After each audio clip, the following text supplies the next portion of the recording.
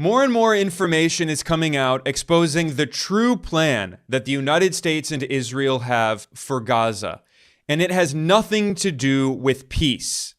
They do not want to give Palestinians equal rights. They certainly do not want Palestinians to have their own state. And this plan involves the U.S. dividing Gaza into two parts. One half will be overseen by the U.S. and rebuilt, and there will be basically no Palestinians there. And Trump will build luxury real estate in this area. And then in the other half of Gaza, Palestinians will be trapped in rubble. They will not be allowed to rebuild their homes. And the strategy is to create so much suffering that they agree to so-called voluntary relocation. And this plan is also closely related to the U.S. government's attempt to create a new trade route and economic infrastructure to connect India to the Persian Gulf, to Israel, and into Europe, and to use this as an alternative to China, to try to weaken China in the new Cold War, and to oppose China's global infrastructure project, the Belt and Road Initiative. So this is not just about Gaza, it's not just about Palestine, it's about a larger geopolitical plan being drafted by the U.S. empire.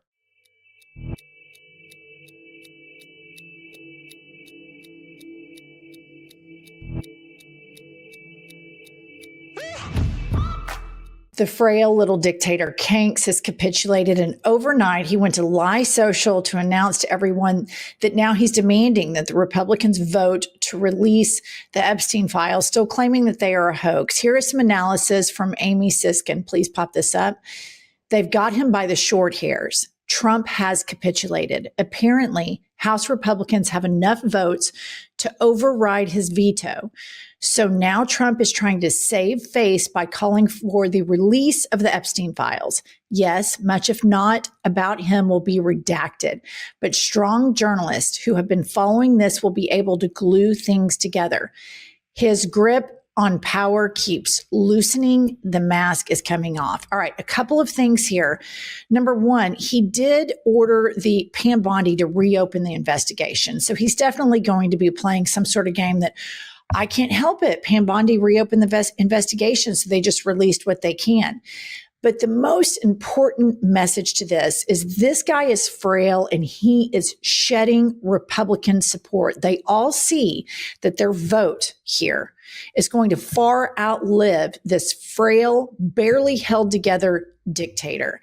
And so how did we get to this point?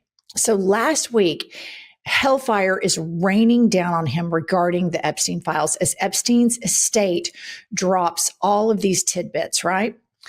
So imagine if Joe Biden, Bill Clinton, Barack Obama, or if Kamala Harris had been president. If the White House, in the throes of this massive, massive scandal, you could walk by and hear this blaring from it. Kylie, play the clip.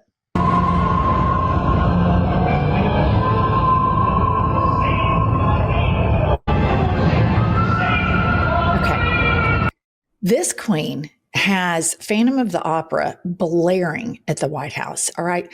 This is a madman. This is a crazy madman that is written about in movies and in literature. And he just does all of this crazy shit, blaring music on his patio, probably back there, hanging out with his friends, bobbing around like a little bobber. And everybody's like, oh, hey, boss, you're doing great, blah, blah. Well, all of these things that trickle out, you guys, are incredibly damning. One of them is that Epstein texts with Bannon about Epstein right before his arrest. Pop this up. 2 weeks before he's arrested, Epstein texts Steve Bannon. And here's what he texted to him. Now you can understand why Trump wakes up in the middle of the night sweating when he hears you and I are friends. So he's not only waking up in the middle of the night sweating, you guys, in the middle of the day, he's just blaring music. This presidency is completely falling apart. He is at the epicenter of a huge pedophile ring that involves not only abuse/rape of underage girls, but it also involves a photograph of Kanks giving somebody named Bubba a blowjob, and the additive details to that are that Vladimir Putin has a photograph of this. So it's not only that this man is a complete sexual deviant, but he also likes to give blowjobs, I guess, as a side hustle. And again, you may remember Ken Starr, the Family Values Republicans, all losing their minds. Newt Gingrich over Bill Clinton. And it was, that was terrible. He's the president of the United States. Monica Lewinsky was 18 years old. They impeached him for it. Kanks has given a blowjob to somebody named Bubba, and we're just barely even talking about it. All right, rolling along. Before he capitulated, this is what he was like last night, a couple of hours before he sent out the lie social that, okay, I give everybody vote to release the files. Here is Kanks, cranky AF on the tarmac. Play the clip. Will you let me finish my statement? You are the worst. You're with Bloomberg, right? You are the worst. I don't know why they even have you. Okay, so there he is, the typical, somebody asks him a question that requires accountability, and he thinks he's better. He thinks the rules don't apply to him, and society and the media and the country and the billionaires and the universities and the law firms have all told him the rules that everybody else has to live by don't apply to you. So he acts like a petulant little toddler, incredibly unpresidential, but everybody's so used to that by now. Here's another hissy fit on the tarmac. They would like to talk. Mr. President, Representative Massey says he's concerned that the Epstein probe you are calling for could be a smokescreen to block the release of more files. Is that the case? Well, I don't want to talk about it because fake news like you're a terrible reporter, and fake news like you, they just keep bringing that up to deflect from the tremendous success of the Trump administration. So a guy like Massey, his poll numbers are showing he's at 6% approval rating right now. And we call him Rand Paul Jr. because he never votes for the Republican Party. So they're using Jeffrey Epstein as a deflection from the tremendous success that we're having as a party.